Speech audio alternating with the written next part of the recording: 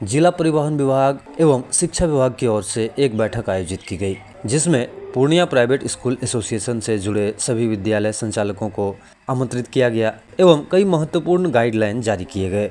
साथ ही निजी स्कूल संचालकों को आवश्यक दिशा निर्देश भी दिया गया। इसके साथ ही बस एवं 3 पहिए वाहनों से स्कूल आने जाने वाले बच्चों के सुरक्षात्मक दृष्टिकोण से भी अहम दिशा निर्देश जारी किए गए। जिला परिवहन पदाधिकारी शंकर शरण ओमी ने कहा कि सभी निजी स्कूल संचालकों को परिवहन नियमों के अनुरूप ही बच्चों के आने जाने की व्यवस्था करनी चाहिए।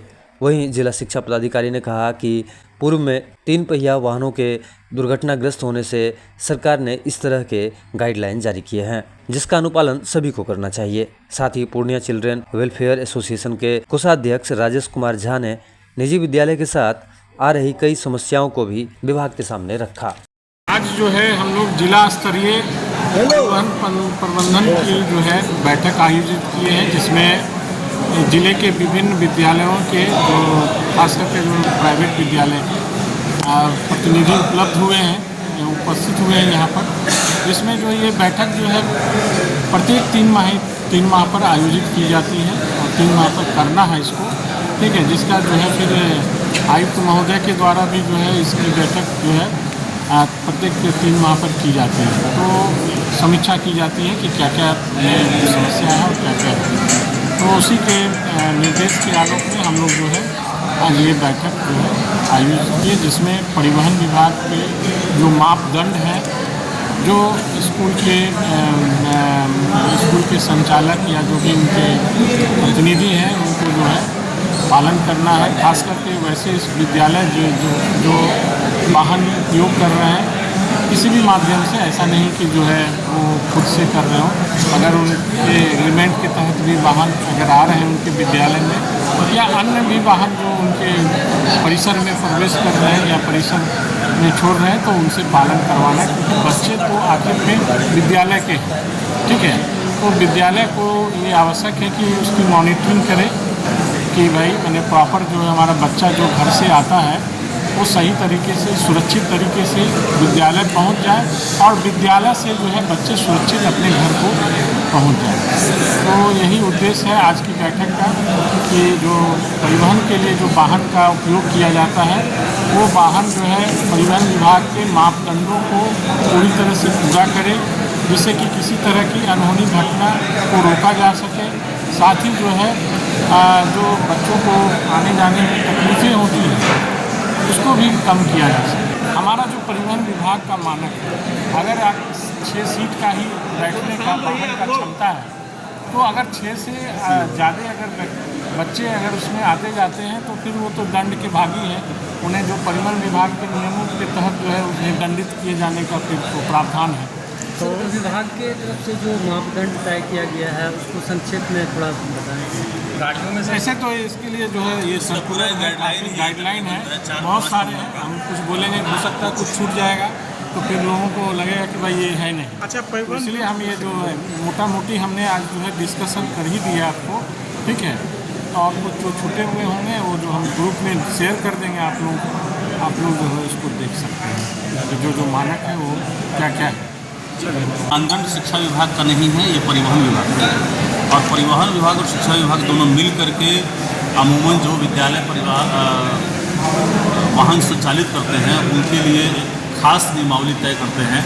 विशेष रूप से वैसे बच्चे जो लोग स्कूलों में जाते हैं, स्कूलों से आते हैं, और छोटे बच्चों के बारे में जो 14 साल से कम उम्र के बच्चे हैं, उनके लिए कौन कौन सी नियमावली लागू की जाए, वो मोटर यान अधिनियम जो 2020 है उसी से संचालित होता है।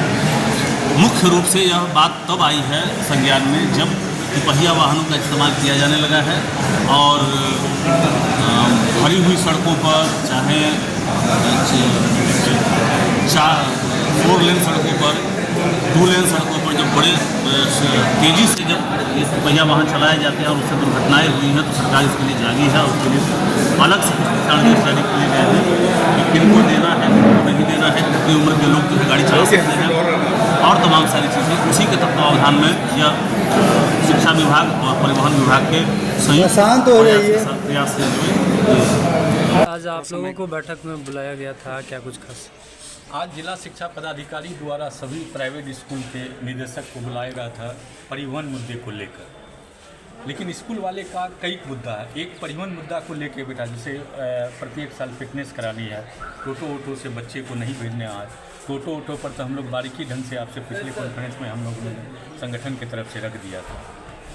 आज इनका जो कहना था उन पर कई प्रश्न हमने इनसे कहा और इसको हमने कई सारी चीज़ पर जो है आईना भी दिखाने का काम किया। जैसे आप लोग को सभी को पता है कि गुलब्बा सबसे एशिया की बड़ी मंडी है। वहाँ पर जब बच्चों 500 मीटर पर बस निकलती है किसी स्कूल से, तो जब फंस जाती है तो बच्चों 2-2.5 घंटा जो है जाम में पड़ जाता है। उस परिस्थिति में टोटो पर जो है ना अभिभावक लेना जाने पर बस से मजबूर होती है, क्योंकि छोटी गाड़ी है, गली कुची से निकल जाती है। एक मुद्दा। दूसरी मुद्दा कि आरटी मामला का जो है ना पैसा हम लोग का 2019-20 से लेके अभी तक फंसा हुआ है, तो उस मुद्दे को हम लोग ने जो है उठाने का प्रयास किया। तीसरी मुद्दा ये है कि अभी से जो 3 साल पहले जो है राइट टू एजुकेशन के तहत स्कूल वाले प्राइवेट स्कूल को प्रस्वीकृति मिली थी, लगभग स्कूल का प्रस्वीकृति जो है समाप्त है। जबकि नियम है, सरकार का नियमावली कहती है कि 3 साल के अंदर में जो है उसको फिर से रेन्यूअल करके जो है प्रस्वीकृति दे देनी है।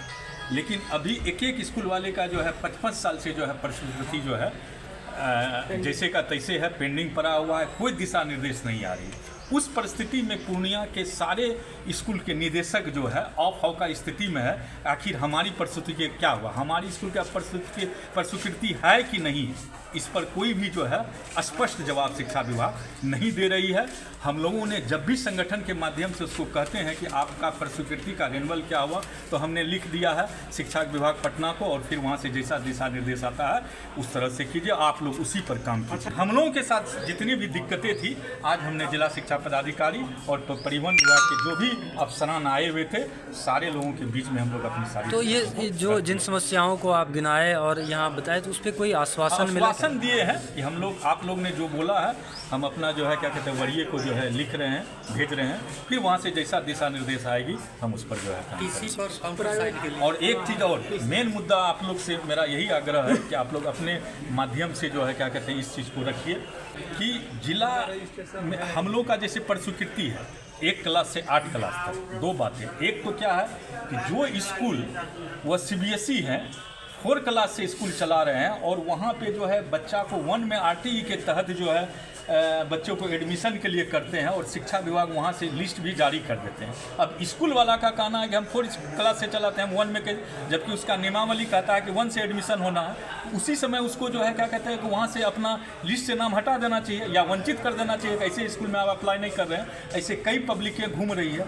दूसरी समस्या अभी क्या हो रही है कि हम लोग जो प्रस्वीकृति प्राप्त स्कूल वाले TC काटते हैं, अब उसमें जो है क्या कहता है आपका बच्चा अभी पूर्णिया में है, किसी काम से आप पूर्णिया रह रहे हैं और आपका बच्चा आप मोतिहारी जाना है, तो चूँकि हम लोग तो TC देंगे, आप मोतिहारी में जाके नामांकन कराएंगे। अब आपका वहाँ रहना सहना वहाँ हो गया। अब यहाँ कहते हैं कि यहाँ के भी जिला शिक्षा पदाधिकारी भी काउंटर साइन चाहिए और वहाँ के भी जिला शिक्षा पदाधिकारी का काउंटर साइन। तो ये जो है औपौ का स्थिति स्पष्ट नहीं कर रही है शिक्षा विभाग कि आखिर हम लोग किसी भी TC को, अगर आप प्रस्वीकृति हमको दी है तो हमको अधिकार है और हमारी TC पे पूरे भारत में नामांकन बच्चे का होना चाहिए। इस पर भी जो है हम लोग कई बार जिला शिक्षा पदाधिकारी से मिले हैं। अपना परिचय? मेरा नाम Rajesh Kumar Jha, private school and children welfare association जिला प्रवक्ता, सा कोषाध्यक्ष।